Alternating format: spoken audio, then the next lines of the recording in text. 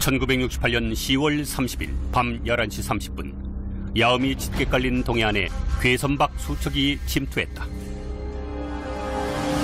울진 삼척지구 무장공비 침투 사건은 북한 인민무력부 소속 124군 부대 무장공비 120명이 남한을 선동하고 정세를 혼란시킬 목적으로 침투, 선량한 양민들을 학살한 사건이다.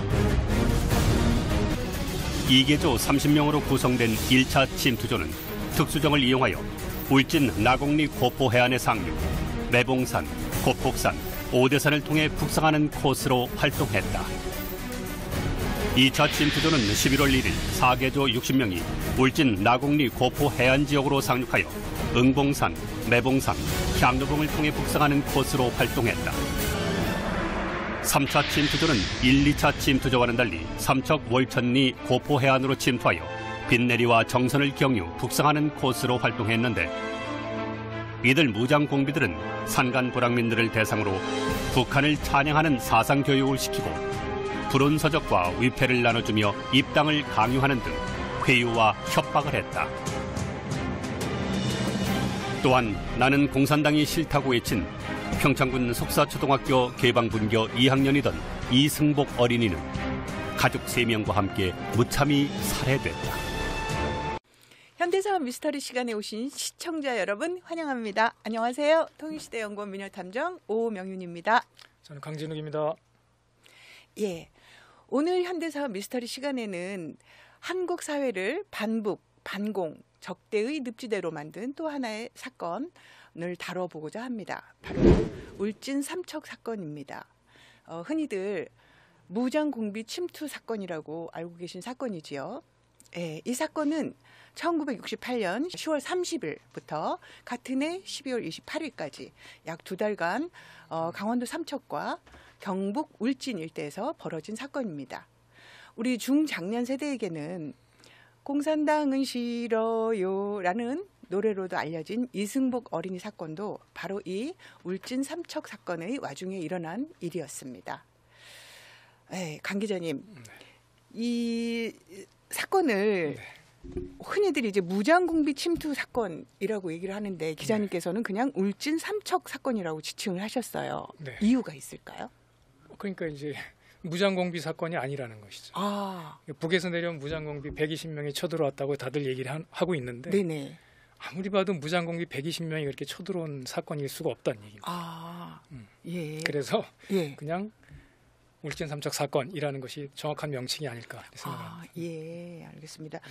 그렇다면은 이 사건이 지금 120명이라고 말씀을 하셨어요. 네. 이 상당히 인력 규모가 상당히 컸는데, 네. 이 사건의 개요, 몇 명이 또 어떤 사람들이 어떤 방법으로 침투했다는 건가요? 그러니까 이 사건을 조작한 내력은 전부 알 수가 없기 때문에, 네. 그 내력을 얘기하기는 어려워요. 그 대신에 이제 지금까지 얘기되어 왔던 이야기들만 한다면, 예. 68년 10월 30일부터 11월 2일까지 그것도 네. 설명하는 사람마다 달라요. 뭐 2번에 걸쳐 내려왔네, 사흘에 걸쳐 내려왔네, 이런 식으로. 그래서 그 30명이 타는 보트 4척으로 내려왔다는 사람도 있고, 네. 또 한꺼번에 내려왔던 사람 얘기하는 사람도 있고, 중구난방인데요. 예. 아무튼 120명이 해안으로 침투를 해서, 그래서 이제 10월 30일부터 침투해서 11월 2일부터 네. 양민들을 학살하기 시작해서, 우리 화전민들이에요. 그분들은 그냥 가서 아주 정말 힘들게 사는 사람들이죠. 하루하루 먹고 살기 어려운, 네. 그야말로 순진하게 순박하게 사는 사람들을 마구 살상을 하는. 이제 그렇게 해서 살상당한 그 가구가 8가구예요. 8개 지역을 그렇게 이제 침탈을 했다고 봐야 되겠죠.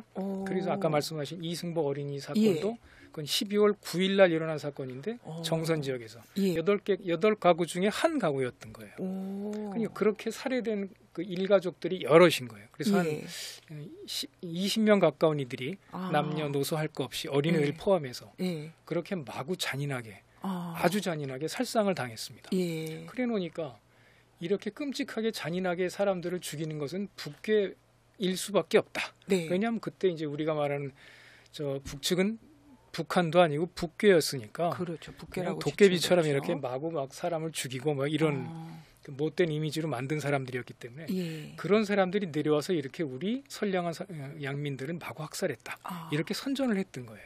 말씀에 따르면 그러면은 정확한 인원이나 정확한 침투 방법도 아직 밝혀진 게 아닌 거네요. 근데 밝혀질 수는 없는데 차주간 설명 자체는 그렇게 돼 있다는 것이고요. 밝혀진다는 거는 일단 뭐 제 나름대로 저 혼자 이제 공부한 바에 의하면 이렇게 120명이 이렇게 2달 동안 들어와서 아까 이제 제가 개요를 말씀드릴 때 좀 더 보충했어야 되는데 120명이 내려왔는데 그럼 어떻게 됐을 것 같아요? 이 중에서 이제 우리 남쪽에서 얘기하기로는 113명이 소탕이 됐다 그래요.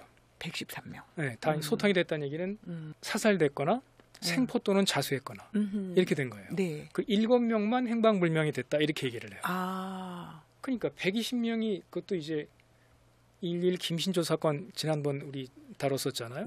그게 이제 북한의 특수부대 1, 2사군 부대 최정예 부대라고 하는데 그 1, 2사군 부대 이 울진삼적 사건도 그 부대 장교급 120명이 내려왔다고 떠들었어요. 그럼 120명의 신부는 북의 1, 2사 부대라고 당국에서 발표를 했다. 그러니까 그렇게 정예 장교들 120명이 내려왔으면 그렇게 도관에든 뒤처럼 모조리 소탕될 리가 없잖아요. 그죠, 굉장히 특수하게 훈련된 정예 부대인데. 근데 이제 그 사람들을 마치 이제 토끼몰이 하듯이 우리 언론에서 표현하기로는 토끼몰이 작전 또는 머루털기 작전. 밑에서부터 훑어 올라가는 토끼몰이고 산에서부터 내려와서 털고 내려오는 거는 머루털이 작전. 이렇게 해서 모조리 섬멸을 했다라고 얘기한다면 그건 말도 안 되는 공식인 거죠. 120 이꼴 113 플러스 7이라는 공식을 만든 것은 실제 인원이 투입됐다기보다 단지 이제 그렇게 시나리오를 만드는 하나의 도상작전, 도상훈련 할 때 쓰는, 아니면 이제 우리 영어로 표현하면 CPX라는 게 뭐냐면 지휘소 훈련이라는 게 있어요. 지휘소에 앉아서 이렇게 그냥 이러이러한 시나리오 가지고 적이 쳐들어왔는데 우리 아군이 잘 대응을 해서 물리치는 그런 일종의 도상훈련, 워게임을 했다는 얘기죠.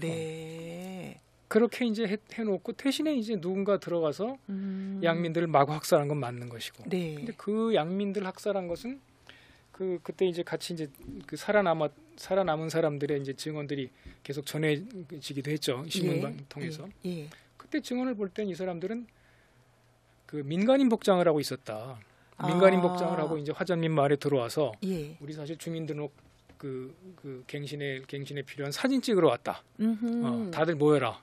그래놓고서 모이게 한 다음에 공산당 입당원서를 나눠주면서 빨리 쓰라오 이렇게 해서 앞으로 당신은 뭐 공산당원이야 뭐 이렇게 하면서 거기서 말을 안 듣는 사람들을 골라서 돌로 쳐 죽이고 칼로 찔러 죽이고 이랬다는 거예요. 그러니까 아주 이상한 짓을 벌인 거예요. 아주 말도 안 되는 짓거리들을. 그걸 가지고서 120명 무장공비가 내려와서 모조리다 그런 짓을 벌이다가 모조리 소탕 일망타진 당했다라고 이야기를 만든 겁니다. 그러니까 어쨌든 뭐 120명이 다 실제로 밝혀진 거는 아닌 거였죠. 그러니까 120명 아까 이제 113명이 소탕됐다고 그랬잖아요. 그 중에서 이제 7명 그 자수 또는 생포한 공비들은 어떻게 되냐? 공비하는 사람들은 어떻게 되냐면 자수하자마자 뭐 막 그 텔레비전 나와가지고 기자회견을 해요. 그래서 대한민국 만세를 막 불러요. 나는 김일성 도당에 속아서 이렇게 나쁜 짓을 저질렀는데 따뜻한 우리 대한민국 품에서 구제를 받았다. 앞으로는 김일성 도당을 쳐부수는데 목숨을 바치겠다. 이러면 대한민국 만세를 막 부르는 기자회견을 하죠. 7명이 다들.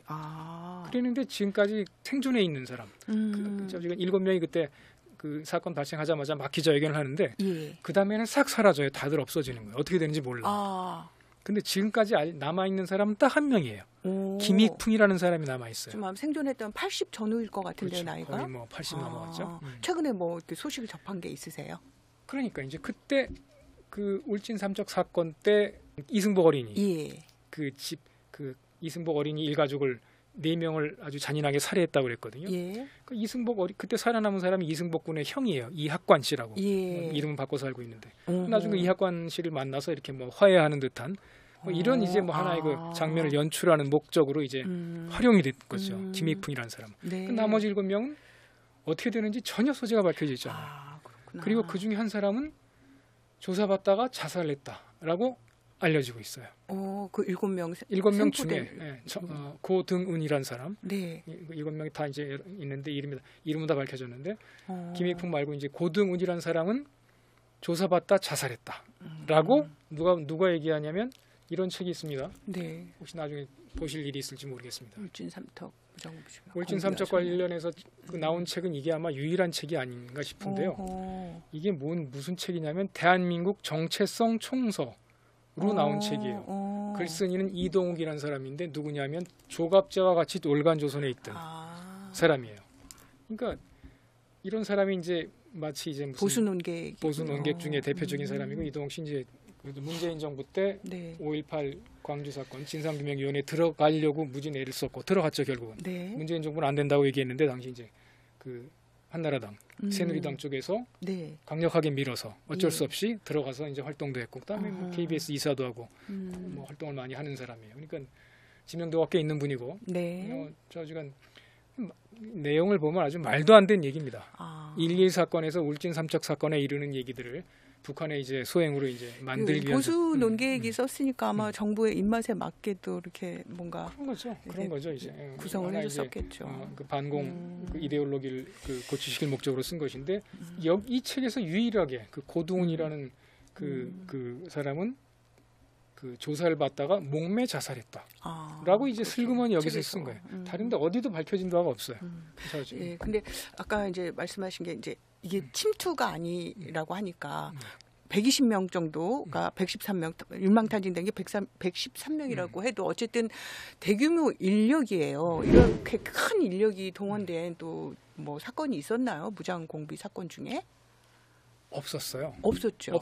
대신에 말씀하시니까 또 기억이 나는데 좀 어렴풋이 기억을 되살려야 되는데 1967년인가요? 그 1.1 사건을 조작하기 위한 그 1.1 사건 조작하기 위해서 1년 내내 이제 그 지난번 말씀드린 게 이제 준비했다고 그랬거든요. 박정희 정부가. 그러니까 뭐 경찰에도 뭐 대간첩 작전 사령부를 만들고 뭐 대간첩 작전 지휘를 또 만들고 총리 산하에 무슨 대간첩 작전 협의회를 만들고 1년 내내 연중 모의로 이제 그 짓을 하다가 벌인 사건이 1.1 사건 김신조 사건이라고 했거든요.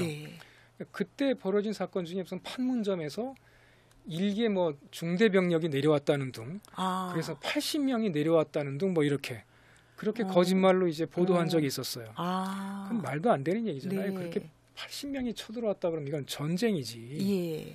그냥 뭐 그렇게 그런 식으로 그때도 아마 무슨 그냥 시나리오 작업이었는지 무슨 CPS 훈련이었는지는 알 수 없는데 그런 보도가 있었고요.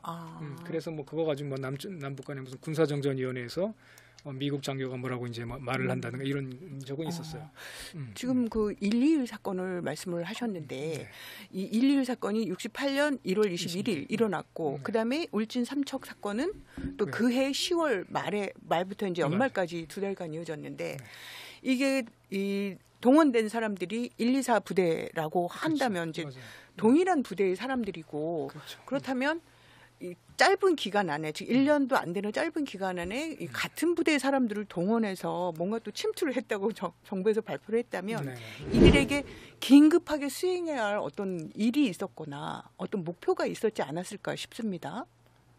그러니까 이제 1.2 사건 부대가 침투했다는 이야기를 꾸며서 꾸며서 1.2 사건도 조작하고 울진 삼척 사건도 조작한 이유가 뭐냐고 물으신 거잖아요. 그렇죠. 그 짧은 시간에는 뭔가 이렇게 두 가지 큰 사건을 일으켰다면 당국 발표에 따르면 뭔가 목표가 있지 않았을까? 긴급 수행 목표. 조작한 목표를 말씀드린다면 여러 가지를 될 수가 있겠죠. 박정희 정권의 필요성, 또 미국의 필요성, 또는 일본의 필요성 이런 것들. 다시 말하면 이제 북을 적대시하는 한미일 3국 그 공동 진영의 어떤 필요성을 먼저 얘기할 수 있을 것이고요. 그런 관점에서 본다면 박정희 정부로서는 박정희 정권 67년에 그 정권 연장을 했거든요. 5.3 대선하고 6.8 총선을 통해서 또 시대 부정선거를 저질러서 그것 때문에 여야 그 정치권에서는 뭐 야당은 등원을 거부할 정도로 그래서 1.1 사건을 가지고 그게 이제 정치권의 갈등이 해소되는 그리고 또 이제 67년부터 박정희 내는 김영웅의 중앙정보부가 이제 한 일인데요. 그 동백림 사건을 조작을 하잖아요. 그러니까 동백님 사건 조작하면서 그 뒤로도 68년 내내 1년 내내 이제 그게 논란이 되는 거예요. 예. 그러니까 독일에서는 이제 데려간 사람 몰래 그 납치간 사람들 빨리 돌려보내라. 윤희상 그 씨를 비롯해서. 예. 그러지 않는다면 그 주기로 했던 차관을 주지 않겠다 이렇게 얘기를 했어요.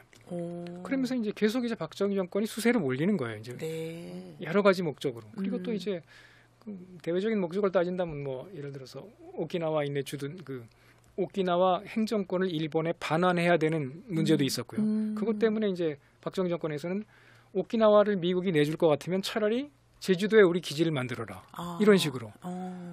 그러니까 오키나와 미군 기지가 철수하는 것조차도 싫어가지고 그 기지를 제주도로 드리겠다. 예.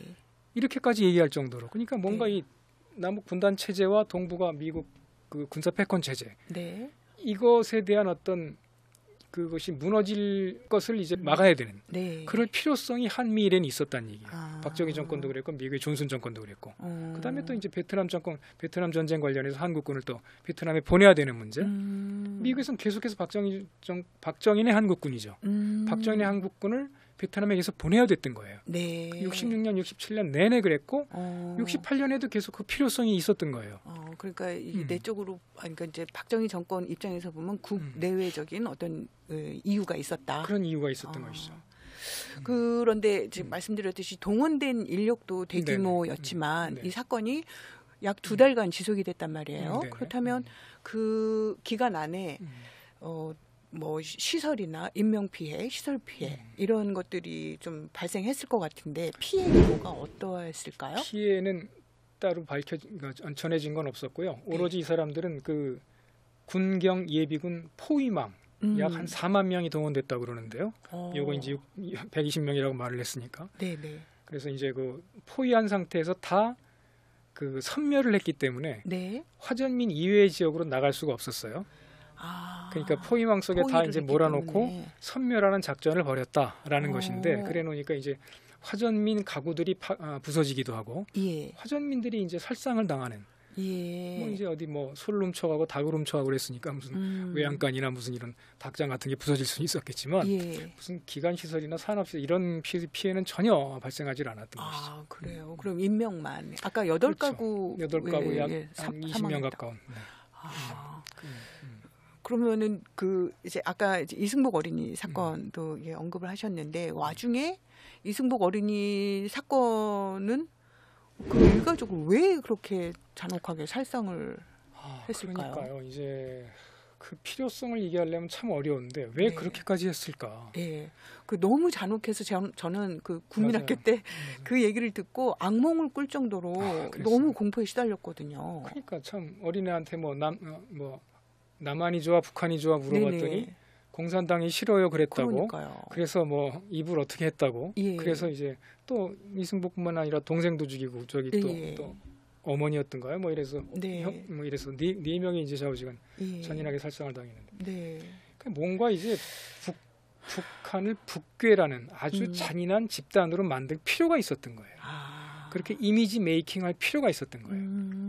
북은 이렇게 끊임없이 대남 침투 도발을 일삼는 잔인무도한 괴뢰 집단이다라고 하는 이미지를 국내외적으로 만들 필요가 있었던 거예요. 아까 이제 국내적인 목적은 이제 오키나와 문제라든가 무슨 박정희 정권의 뭐 연장 문제라든가 총선 대선 문제 이런 거 얘기를 했었는데 그 당시 또 60년대 후반, 66년, 7년, 8년 중에 어떤 일이 또 있었냐면 60년대 초반부터 시작된 일인데 그 남북 간의 그 올림픽 단일팀을 구성하는 얘기가 항상 있었어요. 그렇죠. 북쪽에서는 늘 남북 간에 이제 단일팀을 구성을 해서 64년 도쿄 올림픽이 있었고 60년 로마 올림픽 때부터입니다. 사실은. 64년 도쿄 올림픽이 있었고요.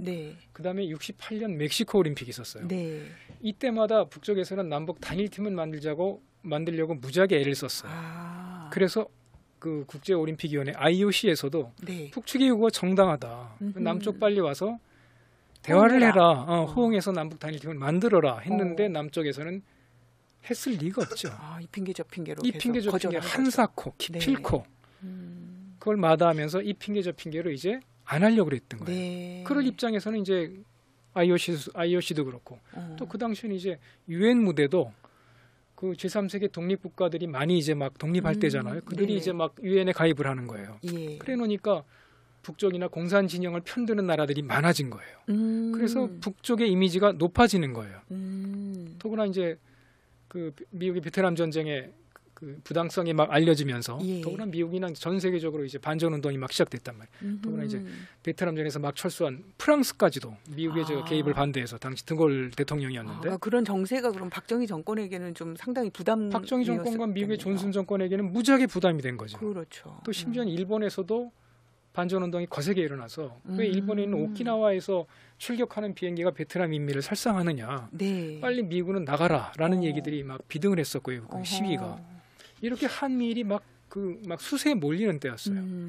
이런 상황에서 북쪽의 이미지를 어떻게든지 그렇게 나쁜 이미지를 만들어서 국제사회에서 그 위상이 높아지지 않도록 그래야 될 필요성이 있었다는 거예요. 여러 가지 목적성 좌우지간 이렇게 아주 나쁜 짓을 벌이는 북괴라는 걸 그 이미지를 만들기 위해서 그런 짓까지 벌인 것이 아닌가 이렇게 생각이 듭니다. 4만여 명을 동원해서 포위를 해갖고 이거를 진압을 했다면 이게 2달이나 장기화한 이유가 좀 납득이 안 갑니다. 그러니까 그렇게 4만 명까지 동원할 필요를 만들기 위해서 120명 장교들 120명이 내려왔다라고 말을 했겠죠.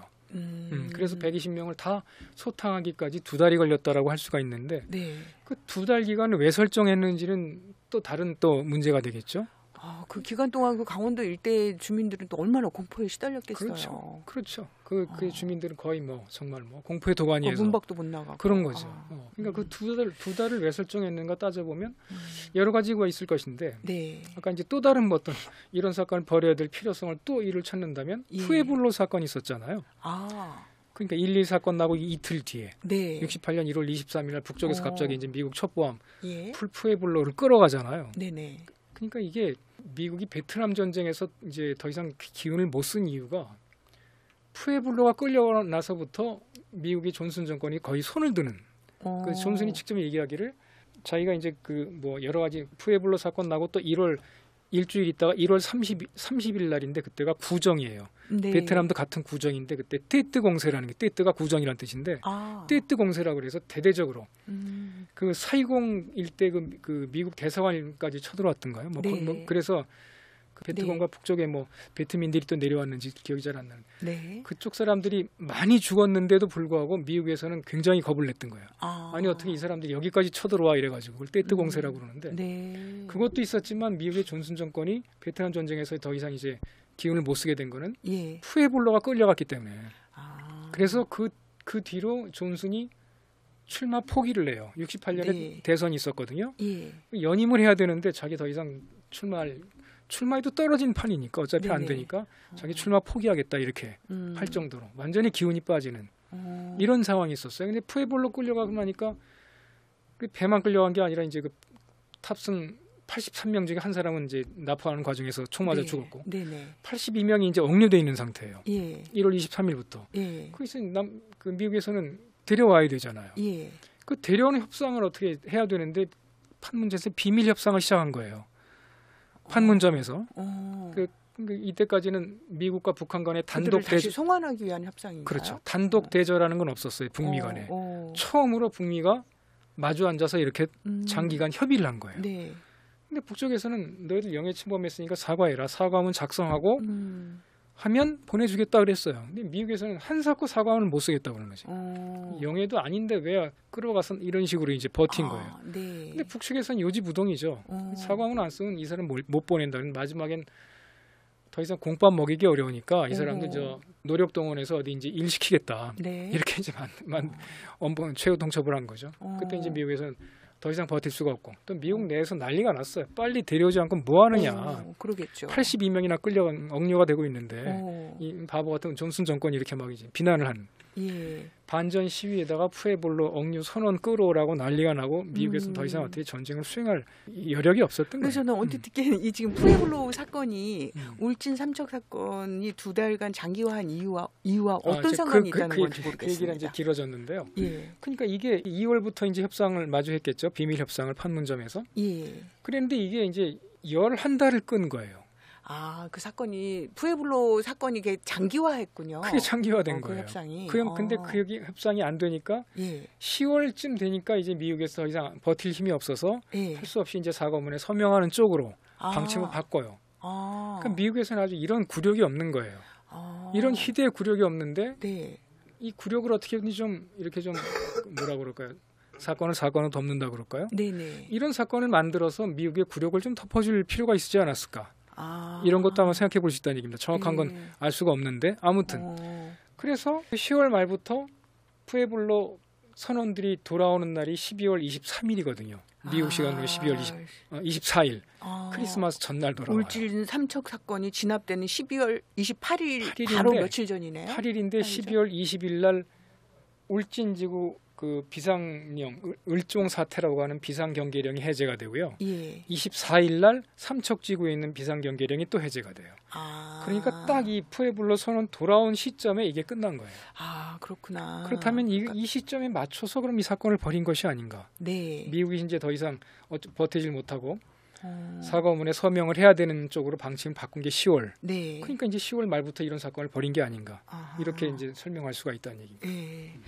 네, 알겠습니다. 그러니까 이제 그 장기화한 이후에는 푸에블로 사건과의 어떤 연관성이 있다. 여러 가지 이유를 따진다면 그것도 생각해 볼 수 있다. 이렇게.